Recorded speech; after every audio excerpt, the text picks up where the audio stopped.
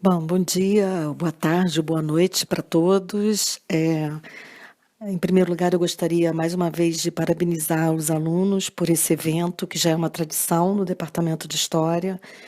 Na verdade, é um evento sempre pensado pelos alunos, e em relação a isso, eu só tenho a dizer que eles sempre dão um show de organização e de abertura e janelas de oportunidade para jovens doutores ou doutores sênior para apresentar os seus trabalhos. Eu acho que é uma semana muito enriquecedora para os discentes, na medida em que eles têm a oportunidade de ver, mesmo que a partir de cortes cronológicos clássicos, história antiga, medieval, moderna e contemporânea, eles têm a possibilidade de ver os temas e as discussões mais prementes ou mais candentes da história que se produz aqui no Rio de Janeiro, e em algumas ocasiões até em outros locais. Então, para mim é sempre um motivo de orgulho ver como os alunos são capazes, né, de produzir esse tipo de evento, a despeito das dificuldades que sempre eles encontram, tanto do ponto de vista administrativo como do ponto de vista financeiro. Essas jornadas, elas também têm um elemento que, a meu ver, é central, porque elas estimulam os discentes a percorrer um caminho mais longo na sua formação, na medida em que eles veem jovens doutores, egressos, em algumas ocasiões, da própria Universidade Federal Fluminense, se tornando doutorandos e doutores capazes de refletir sobre uma determinada temática. Então, essa inter-relação entre a graduação e a pesquisa que se produz no programa de pós-graduação de História da UF me parece extremamente interessante e, mais do que isso, extremamente proveitosa para as novas gerações, né? Tanto as novas gerações que estão chegando agora, os calouros e os alunos ainda na graduação, como nas novas gerações dos doutores que se formaram há pouco tempo. Então, eu sempre fico muito animada, porque em várias ocasiões a gente viu nascer, né, professores que são hoje referências nas suas áreas e que começaram apresentando seus trabalhos nessas jornadas. Assim como, em várias ocasiões, eu também vi professores já consagrados retornando esse diálogo com os alunos, não mais numa sala de aula, mas num evento onde eles apresentam a sua pesquisa, né? Então, isso por si só é muito, muito legal.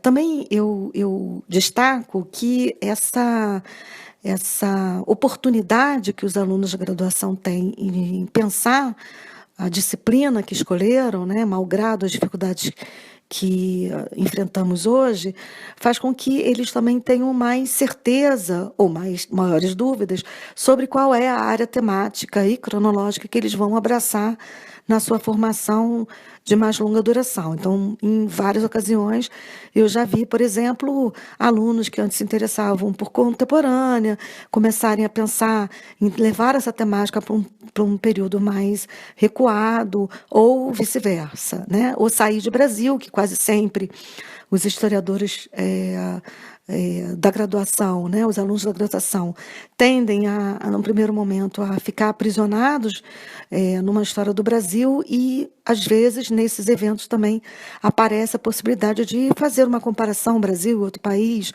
ou mesmo estudar os países europeus, no que há de similitude e diferença entre o Brasil e os países que a gente costuma chamar de países centrais, né? Então, isso é muito, para mim, é muito louvável. É, talvez não seja à toa que a Rede Proprietas, desde o início, que foi criada em 2012, desde o momento em que ela teve recursos, ela procurou ajudar no máximo que ela podia, né, a realização desse evento. Porque o que constrói o fio condutor da Rede Proprietas, que, como muitas pessoas já sabem, estuda a propriedade em múltiplas dimensões, tanto do ponto de vista econômico como cultural, tanto a propriedade material como a imaterial, mas o fio condutor da discussão da rede de proprietas é o direito de acesso, quer dizer, que o conhecimento, efetivamente, quanto propriedade intelectual, ele é um conhecimento, ele é mais importante que a materialidade desse conhecimento expresso, por exemplo, numa obra escrita. Então, para os elementos e pesquisadores que estão no entorno da rede, seja os pesquisadores fundadores e hoje os pesquisadores que a gente chama de associados, o que há de comum nessa discussão é exatamente a possibilidade de a gente criar mecanismos que favoreçam as atividades coletivas. E, por isso, que as jornadas dos alunos são sempre vistas como parte de atividades que devam ser apoiadas com recursos da rede Proprietas. É diferente, por exemplo, quando a rede organiza um evento em que ela é a condutora do processo. Isso é uma coisa. E a outra, quando ela identifica num evento aquilo que é a sua fonte de inspiração, ou seja, a possibilidade de pensar o conhecimento como algo a ser compartilhado por todos, independente das relações pessoais ou estritamente acadêmicas que envolve, por exemplo, a relação orientador e orientando. Então, ou de professor e discente, né? Ou entre docentes e docentes mais jovens. Então, eu sempre vejo com muita alegria, infelizmente, esse ano, eu tive que sair do país no último momento por um convite em Portugal, mas eu fico mais uma vez muito orgulhosa de poder ajudar, ainda que um pouquinho só, para que esse evento seja um sucesso e espero que isso realmente aconteça. Aliás, espero não, tenho certeza. Beijos e obrigada.